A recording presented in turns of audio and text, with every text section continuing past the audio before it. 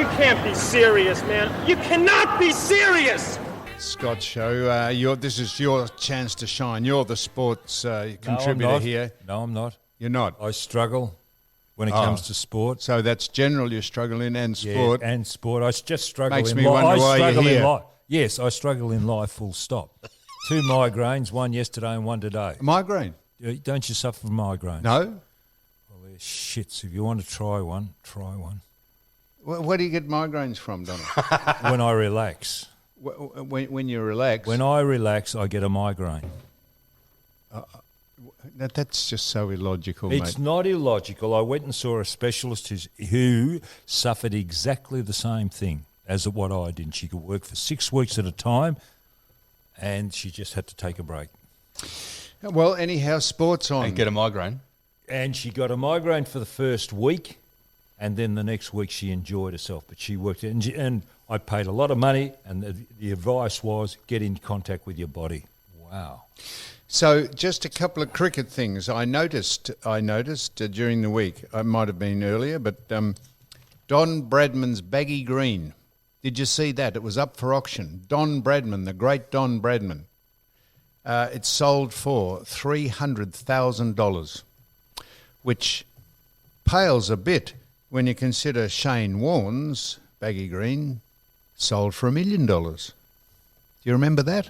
That's a good one. Now, no, it is. Did you know this? So the difference is, Warney only had one baggy green for his whole career. Don Bradman's was one of, I think it was 12.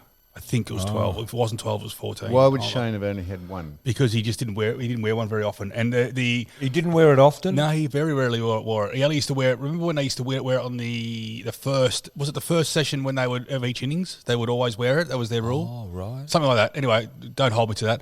But yeah, it was. Was his worn out? Was his worn? Wasn't too bad. But if you remember back in the day, Bradman's day, they used to just grab them willy nilly. That's why they had a few of them. Who wore it? Who was the cricketer that wore it? It looked shocking on Steve television. Waugh. It looked shocking. Yeah, but he was the guy that I think introduced the tradition of having just one. You know what I mean? And that's where it came from. It was falling apart at the peak, and it needed a good dry clean, a wash or something. It looked shocking. So Don's one of 12, and they couldn't actually quantify the fact that it was his only one, whereas Shane's was. Well, there's been a few sold already of Don. So Donald's already had a few sold. Let's hope we don't see Shane wearing one at a future function. Who? Shane who? Shane who? Shane Lee. Shane Lee, yeah. Shane Lee. No, that's Brett Lee. That's his brother Shane, isn't it? Shane Watson. We're talking about Shane Watson, the all-rounder. Yeah, Shane Watson. Shane Lowry. I'm talking about Shane Lowry, you fool. Lowry. What did he do? He's a golfer.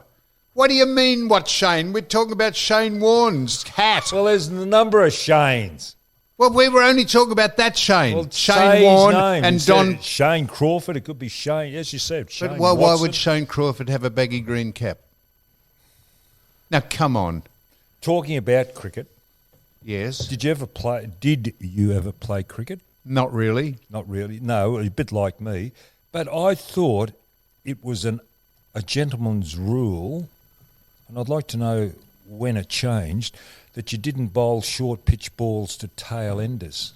Okay, so you brought this up last week. Oh, did I? No, I brought up about concussion, didn't I? No, you brought up about bouncers being limited in one day and test games now that things are moving on. And I said, if you'll remember, do you know who the perfect person to speak about this would be, to get his opinion on it, would be the great Dennis Lilly. And as if we're going to get him.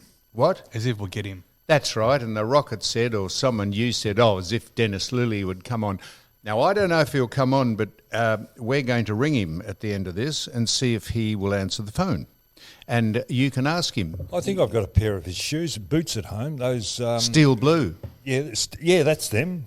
I know they're a blue colour. They're steel blue boots. Steel blue boots. Yeah, the work boots. Yeah. I've got those. I use them as a fashion. You'll be able fashion We'll leave that on the message for him. Beg your pardon? We'll let him know about that when we leave a message What, for that him. I wear these steel blue boots? Yeah, did you say as a fashion accessory? I use it as a fashion accessory, not as a work boot. Boots? Not as a work boot, as a fashion accessory. So you wear the steel blue work boots as a fashion accessory? Yes. What, with a suit? Not with a suit, with jeans. They're a casual thing, but they just... But they're for work, Donald. They've got steel caps I so that if you understand, drop a but- hammer on them, you won't break your toe. I understand, but did you hear what I said? It's accessory to fashion. Tell everybody about the pants you're wearing today. They look like a jodhpur. They've got a low crutch, and they're pleated. Why? What would you call those? Inverted pleats? No, not Why have they inverted. got a low crutch? Because that's the fashion. Well, what, to have a... Well, the crutch comes down halfway down your thigh. what is fashion? So that they can swing low. Yes, but I've got tight jackets. By the way, can I have some of those smart Sam jackets before I go? Well, they'll pull your Talking agates about up tight. Yeah, okay. And We're talking you might about get crutches. prostate cancer, Don. I will too, but I've already had. So they're fluted. They're an inverted pleat, and they're very tight. They're a good job. And they're made by a crowd, Stephen Green. Jagged. And the Judds.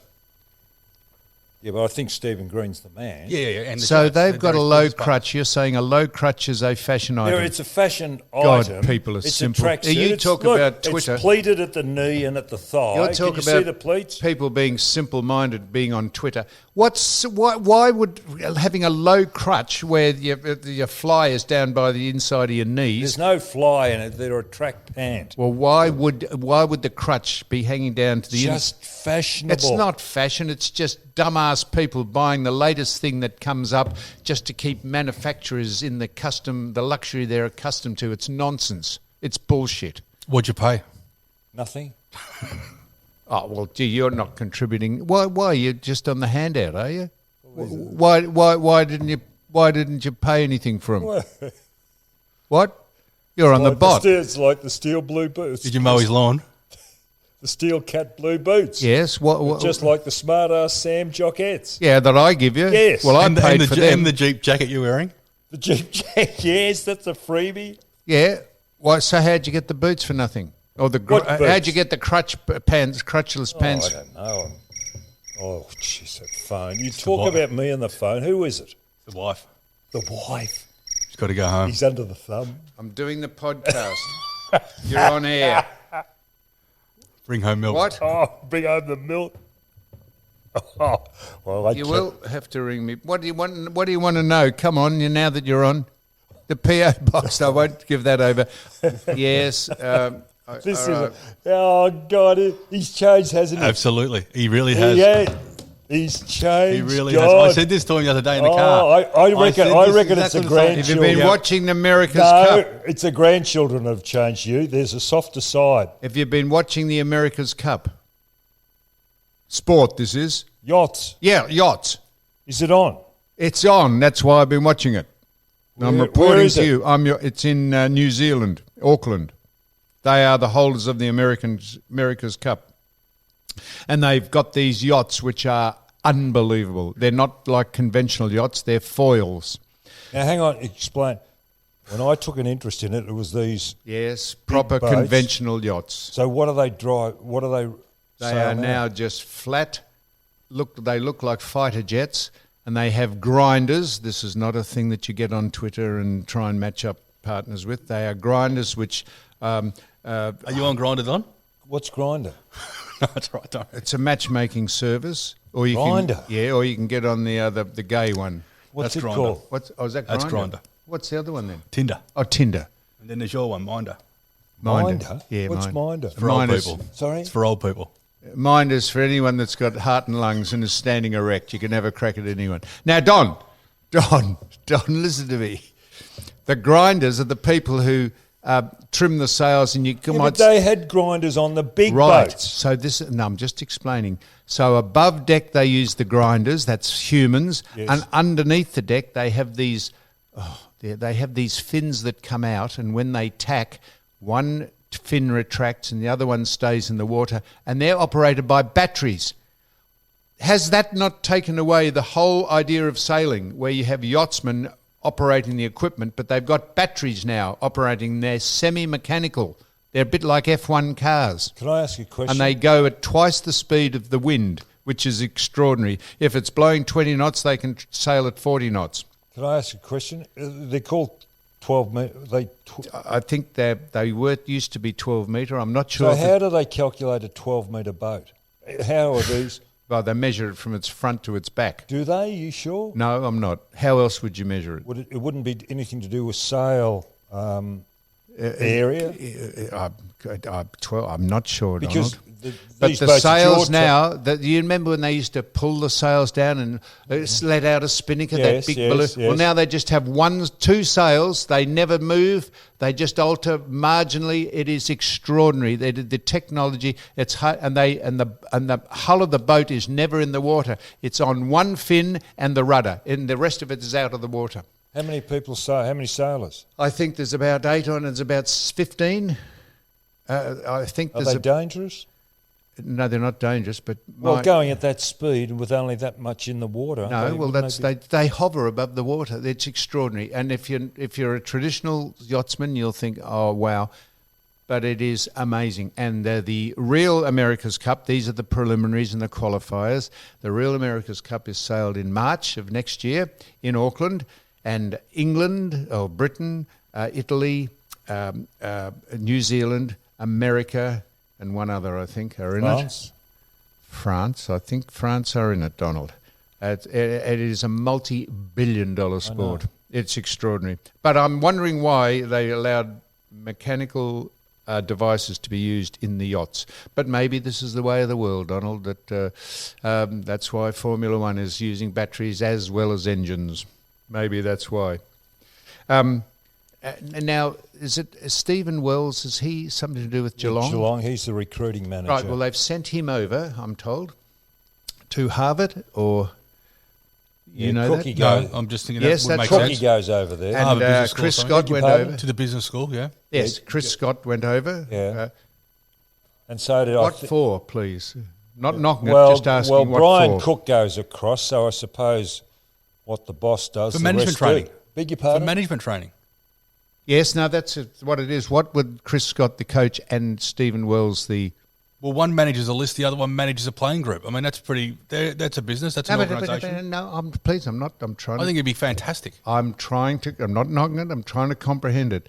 What would you need to manage if you were Chris Scott, your team? Chris Scott has got a stack of people to manage, and he's got to talk, organisational management would be fantastic training for him. He'd do really well with it. No, please. So Chris Scott, in order to get on with his players And his staff. Yeah. So he's got to deal with medical people. He's got to deal with his coaching. He's got to deal with organisational structure, which is really important with the way in which these people they feed down. So he's got a midfield coach, a forwards coach. It's pretty. I don't know. That'd be fantastic. It'd be great training. I reckon it's really appropriate. You do. Yep. Okay. Why? You got a problem with him because it would cost a fortune. I haven't got a problem with him. I've just got a problem with if a coach is to marshal his troops and get the best out of them. Surely you would appoint a coach like Chris Scott. Surely you would appoint a coach who ticks all those boxes. I'm not sure why you'd have to then pack them off and send them over to a school, send them over to a university to then get the skills that you were after in the first place. Why not employ someone in the first place that has those skills? Well, because I think what we're seeing over the last sort of 10 years is people are branching out and they're becoming more and more sophisticated. So sophisticated at what? Management. Telling people to pick someone up or don't kick it out onto the windy side of the ground. Coaching's more than that now. In fact, they don't even do much of that anymore. Rod, management. Again, they've lost sight of what the game's about. No, that's basically my point. It really hasn't changed football. You hear about they couch it in different terminology, but it's exactly what it used to be. Rod, inside Rod. balls. I brought it up. Please don't think, have a listen to these old dinosaurs. I'm a bit with Don. I asked the question. I said I'm not knocking it, but I'm saying if you appoint a coach like the North Melbourne appointed, who did they appoint? Noble, David Noble. Now, who did they appoint beforehand? Reece Shaw. So Reece Shaw lasted a year? Yep. Yeah. What due diligence goes into picking someone like Reece Shaw, who's a marvellous man but is suffering for whatever reason? Why wasn't that apparent when they went through all the hoops and ticked all the boxes? Why would you have to appoint someone as a coach of any club and then pack them off to Harvard University to teach them actually what you wanted to them to learn in the first place before you appointed them? Well, it's a big investment for a start. So yes, it's it a is. lot of money. What? Those courses cost about Why do it? 180 grand. Why do it? Because he's trying to, extend himself. I mean, I don't think it's. Well, I he's not doing anything anyway between now and Christmas. No, but so mate, why not do it? I like not between now and I Christmas, like but you being the devil's advocate. Or Thank you. No, I do. Seriously. No. How many self-made men? I was talking about someone coming in today. Self-made man, struggled at school, has got business acumen. He didn't send himself over to Harvard University. No, self-made men, entrepreneurial blokes that'll get up and have a go. Don't go over and do academic courses. And they're living on their wits. They're surviving. Yes, These blokes going off to Harvard and whatever else are being paid. They don't, excuse the expression, put their balls on the line in business. So Rod is saying, I'm not putting words in his mouth, the Rocket is saying that this is a good look for the club to tick every box and look as though you're professional, and so that when you fail, if you fail, you can say, well, no, we I left. didn't. I didn't say No, that I at know all. you didn't. No, I know you didn't. When you left no stone unturned as to run the club properly. I'm saying there's not much else. It's probably the only opportunity he'll get to go is at this time of the year. No, but and why not go over there and see what you can learn? It's not going to hurt. So, learn to There are handle specific, people. so there are different types of courses, okay? And I would dare say he's probably over there doing an organisational structure type of, focus course. And I don't think there's any harm in it. Don't look at me like that, Don. Don. Don't not look at me like that. Go ahead, because we're going to put a call in shortly. I'm going to put. Well, we're talking about the AFL, and I was talking to an ex-director the other day. Oh no, he's a current director of a football club. No names mentioned, and we're talking about. We'll work it out. We're talking about the AFL and I've got to use your terminology. This is a Mickey Mouse competition, the AFL. You stop and consider it, that the club, what advantage, there's a few clubs, 5 of them, that are financially sound. The others are being lent money by the AFL. What is the point of these clubs not borrow? They're disadvantaged by the AFL. They don't get as much money out, a dividend from the AFL because they don't need it. Yes. Yet the other clubs are being fought. What is the point of that competition? Why do you have members at football clubs? Membership, because the members don't own the club. The clubs are owned by the AFL. Yes. The colours are owned by the But doesn't AFL, and the emblem is owned by the Don't AFL. the clubs own the AFL? Beg your pardon? Don't the No, clubs? they don't. But don't the members just pay a premium for getting priority tickets and Well, seats that's in the about grandstand? all they Well, get. of course, that's all yes, they get. but they also make a profit out of. I remember when I was on the board, if we could get $1 million, you get $1 million or something if you get 10 million or so many members. Is that when you were cheating the salary cap? Beg your pardon? Is that when you were cheating the salary cap? This is before they were cheating. This is before they were cheating the salary cap. Plus, what do you want? What are you jumping around for? Do you want me to finish? Relax. Do you want me to finish? Not at all. How Don. much time have and I got? No one would know I'm jumping around I know. unless you mentioned that. I'm trying to read some. I'm trying to ring someone at a time that I said I think we got 5 minutes. Okay, can I go on? Yes. We've got 18 teams. Why don't we have 17 rounds a year and make it fair? Now, I'm turning the clock back. The game used to be 18 games a season, going back starting after Easter, and we played 4 finals and whatever else. Why don't they just play and make it a true competition by playing 17 rounds plus the finals? Money. Okay, that is one thing. It's an unfair competition. You got a classic this year with the VFL that they've started up, that they've got 17 rounds and 20-odd teams. So some teams won't even play anyone in the VFL.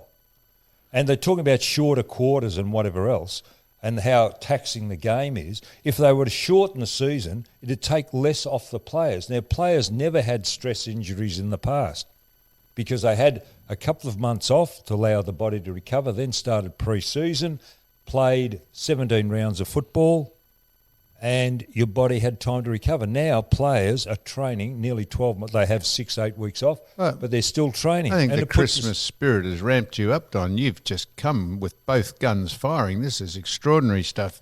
Can't get boo out of you on a daily basis normally for the 75th episode. And if you look at did you look at the rounds, the next 6 rounds or the first 6 rounds this year? No. All manufactured blockbusters. Yep. Money. Oh, God. Oh, It's a joke. Now, finally. It's taking sport out of what sport's all about. Quite right, Don. I'll tell you what. And while I'm on a roll, can I say something? Quick. Why do AFL players who get into trouble get out of trouble, or we all feel sorry for them? And I'm not going to mention names. I know, because it's expedient, Donald, and no one wants. They always want the best players to be playing, no matter what. No, I'm talking about players getting into trouble off the field. Yes, so am I. Why are they different to anybody else? I don't know, because the media don't hold them to account. Well, or general public don't hold them to account. Yes. Now, could I tell you, if you want to see the most fawning exhibition of American sports journalism, there was a father-son, father-daughter, father relationship of golf played over the weekend in America. And Tiger Woods and his son. Eldrick Tont Woods, which is Tiger, was playing with his son Charlie, who is 11. And what a fantastic two they look, just the boy, 11-year-old boy.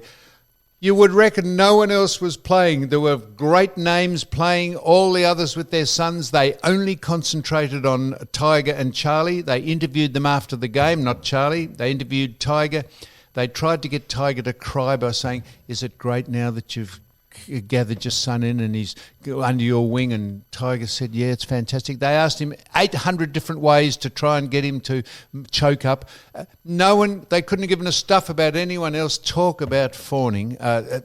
What an embarrassment to the other people who played. They couldn't have cared less about them, but it was interesting to watch, and that's why they did it.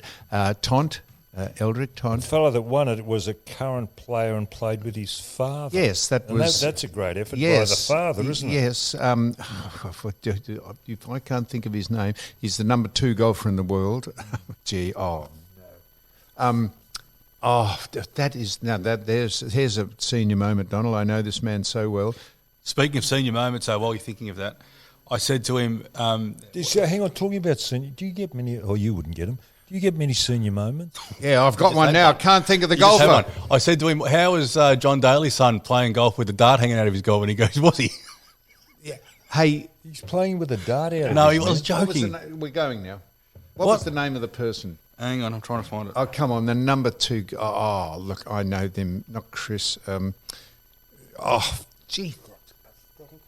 He won it with his father. Great golfer. Any of them? I didn't see it. Justin Thomas. And his father, Mr. Thomas. They won it. Now, we're going, Donald, and we're going to have a crack at speaking to someone you said that we wouldn't have a chance of getting, and you can ask him a whole lot of questions about his great life. We won't get him.